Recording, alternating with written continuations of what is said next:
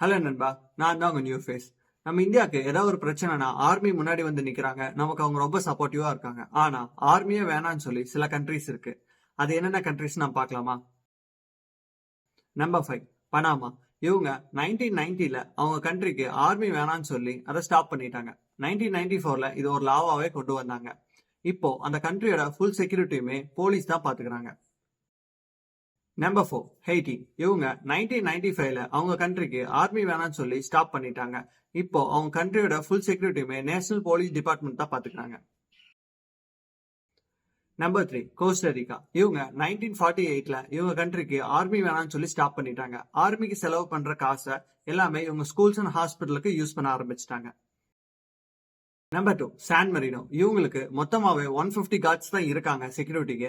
இவங்களுக்கு ஏதாவது ஒரு பிரச்சனைனா இட்டாலியா அவங்களுக்கு ஹெல்ப் பண்றாங்க. நம்பர் 1 ரொம்ப வெல்த்தான கண்ட்ரி. ஆனா அவங்க கிட்ட ஆர்மி இல்ல. அவங்க தான் லிச்சின்ஸ்டைன். இவங்களுக்கு ஏதாவது ப்ராப்ளம்னா சுவிட்சர்லாந்து அவங்களுக்கு ஹெல்ப் பண்ணுவாங்க.